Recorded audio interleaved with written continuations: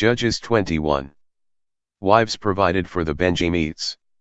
When the Israelites had gathered at Mizpah, they had made a solemn promise to the Lord, "None of us will allow a Benjaminite to marry a daughter of ours."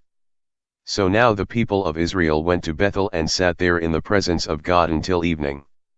Loudly and bitterly they mourned. "Lord God of Israel, why has this happened? Why is the tribe of Benjamin about to disappear from Israel?" Early the next morning the people got up and built an altar there. They offered fellowship sacrifices and burned some sacrifices whole.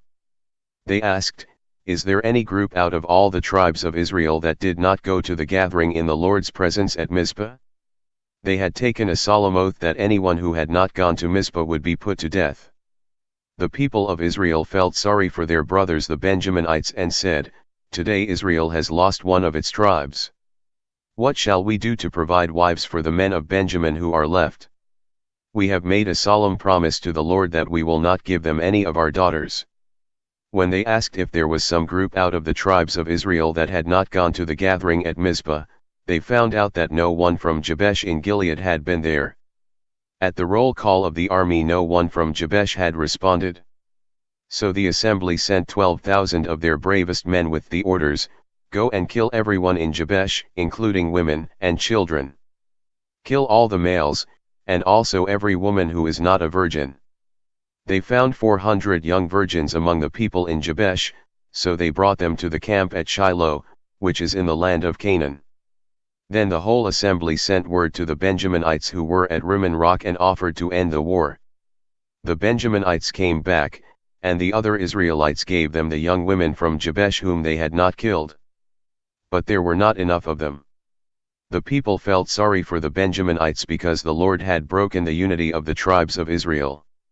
So the leaders of the gathering said, "There are no more women in the tribe of Benjamin. What shall we do to provide wives for the men who are left? Israel must not lose one of its 12 tribes. We must find a way for the tribe of Benjamin to survive. But we cannot allow them to marry our daughters, because we have put a curse on anyone who allows a Benjaminite to marry one of our daughters." Then they thought, "The yearly festival of the Lord at Shiloh is coming soon." Shiloh is north of Bethel, south of Lebanon, and east of the road between Bethel and Shechem. They told the Benjaminites, "Go and hide in the vineyards. And watch. When the young women of Shiloh come out to dance during the festival, you come out of the vineyards.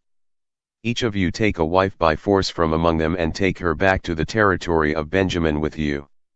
If their fathers or brothers come to you and protest, you can tell them, 'Please let us keep them, because we did not take them from you in battle to be our wives. And since you did not give them to us, you are not guilty of breaking your promise.'" The Benjaminites did this. Each of them chose a wife from the young women who were dancing at Shiloh and carried her away. Then they went back to their own territory, rebuilt their towns, and lived there. At the same time the rest of the Israelites left, and every man went back to his own tribe and family and to his own property. There was no king in Israel at that time. Everyone did whatever they pleased.